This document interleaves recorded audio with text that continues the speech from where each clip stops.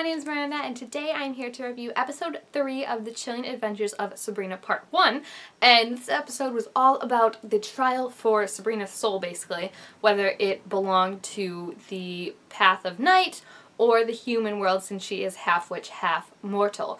And what I thought was really interesting though was I was so confused though, because like I didn't realize like they even made it seem like it was her choice to sign her name in the Book of the Beast, and like her choice, but like, you know, she had to do it, but like she could choose not to. So then I was really surprised when they were like, yeah, you're in contempt of court and like we're gonna sue you to make you sign your name in the book, because I was like, oh great, they're lying on top of everything else they've already lied about, that she literally has to sign her name.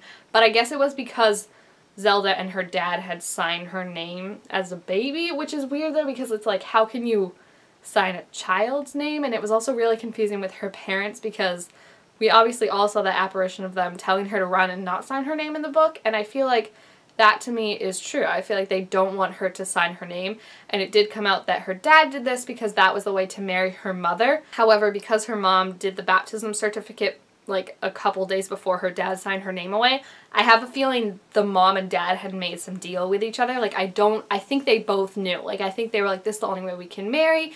Like we have to give up Sabrina's right, but like her parents I don't think would do that. Like that's an awful, horrible thing to do, and I don't think they would do that. So I feel like their plan was to have the mom, I think her name was Diana, take Sabrina with Hilda because they knew Hilda would do it, and have her baptized and have her, you know, that is her human way, and like that's how they could, like they basically out-tricked the Dark Lord, you know what I mean? Like they were like, okay, like we'll sign Sabrina's name away, but if push comes to shove, she's gonna have this as her backup plan, and this will null what he made us do to get married. I feel like that shows that they kind of long con him, and it also gives hope that Sabrina could be the one to take him down one day. Just like the lawyer guy said, he said no one has ever beaten him, but I think you just might be able to. And he told her, like, this is your time, like you've gotten a reprieve from him for a little bit, study all you can about him, learn his weaknesses, learn how to trick him. And I truly think that's how she's gonna take him down, is she's gonna have to play this game and make it seem like she's going along, kind of like it seems like her father did. Her father was like, yeah, I'll sign my daughter's name away, whatever, even though that's a horrible thing to do. And little did the Dark Lord know that the dad had a plan behind his back. I think. Again, it hasn't been confirmed, and Sabrina was like, oh, so they both deceived each other, but I feel like they didn't. I feel like they worked together, and that was their plan, to protect Sabrina, and they don't want her being a part of this Path of Night. I think this is why they had this contingency plan in place. And it's also interesting that it pits Hilda and Zelda against each other, because I've said many times before how I do not love Zelda because I just feel like she is just too like into the whole patriarchy of the Path of Night and all that, and like, Sabrina, you have to do this, and like doesn't really care like about what's best for, well, I guess like it's hard because she does, but at the same time she doesn't, because she's just like, this is the way it's always been done, this is the way we have to do it. Whereas Hilda is more like caring, I feel like, and kind of like wants to do what's actually best, not just like what's easiest, I guess. You know what I mean? So I think that was very interesting, that like they both had their own kind of secret things that they had done with Sabrina's parents, and I think that again shows kind of like the divide between them as of now. I don't know, I feel like Zelda has to somehow change, just because I feel like she's Zelda. Like, we have to like her, right? And I don't like her right now. So, like, I don't know what's gonna happen with her, if she's just playing, again, like, kind of like Sabrina, like a long con game or something like that.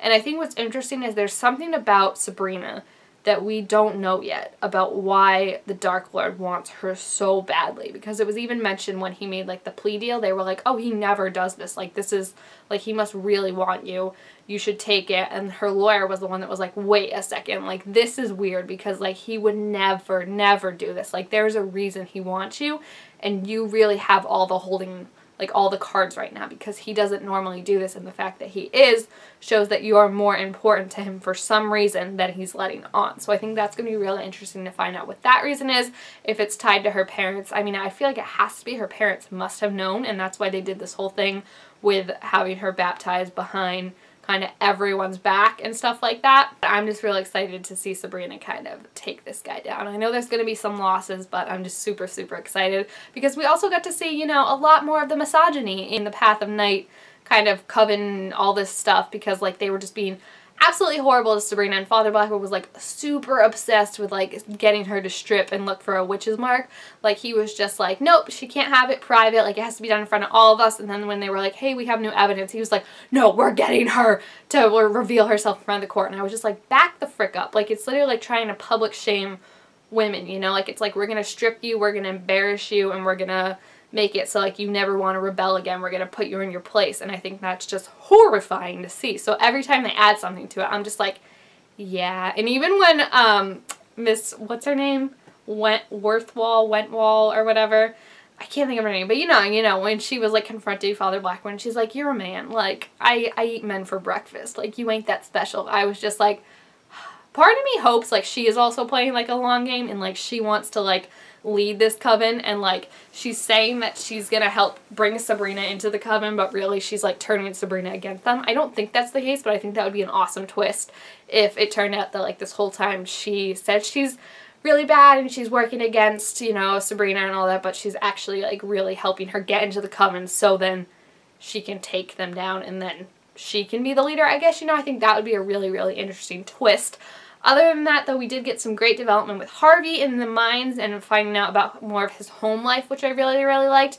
I love Tommy. He's such a sweetheart and such a good brother, and, you know, I like this idea of this backstory. I think I'm just so hesitant to believe in coincidences like this in a show like this, so the fact that Harvey saw that goat dude, same as in Sabrina's vision, I feel like there's a reason they were brought together. And obviously there's something in the mines like that. I feel like they've said before how Greendale's like this like mystical place and stuff like that, and just like stuff happens there. And I feel like the mines are maybe the connection to that. So hopefully Harvey stays out of those mines, because I feel like nothing good can happen in those mines. And maybe it's just my leftover fear from Until Dawn, but like I'm just like, stay out of mines, people. It's not good. So I'm excited to see how that builds, and if he is going to have to go down there, or if Sabrina's going to have to go down there or something. It was just nice to see more of Harvey's home life and kind of, you know, his fears and what he deals with. I also love the scene when Sabrina asked him to look for her witch's mark, and she was like, you're kind of the only one I trust right now, because she could ask her family, but they might lie and say like she does have a witch's mark, because they want her to just go along with it. So she had to ask Harvey, and I love how like he took his shirt off because he was like trying to make her feel comfortable too, and he was just so sweet and gentlemanly about it. And it was such a contrast to how the Path of Night coven was going to treat her, and just kind of having her strip and look for a witch's mark.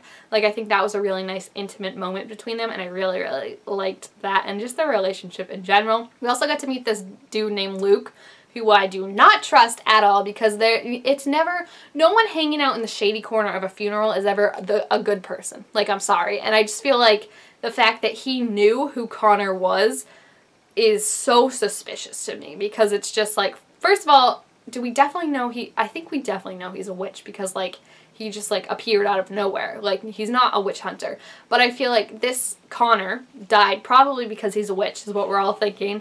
And now this is one person who knew he was a witch. Like, that's super suspicious to me. So I just don't trust him, and I hope that Ambrose kind of gets a bit more suspicious and asks like questions at least, not just, I mean, you had a chance to jump his bones, which is awesome and all fun, but like now's the time to figure out how he knew him, what he knew, like how he knew he was a witch, and if he knew anything about how he died, you know?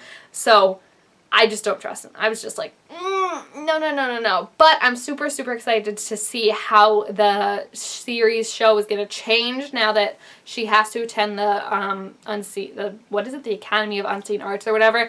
I want to know how that's going to work. Like, does she do both? Is she still going to Baxter High, or is she going to have to like drop out and she just hasn't told anyone yet? So I'm interested to see how that's going to go, but I really just want to see Sabrina being a badass and taking everyone down. So I'm super, super excited to see what's going to happen for the rest of the season. If you have seen this episode, please feel free to leave your thoughts about it down below in the comments. Also, make sure you give this video a thumbs up if you enjoyed it, and subscribe down below to my channel to be told when I make all sorts of new videos, and I will see you guys for episode 3. Bye!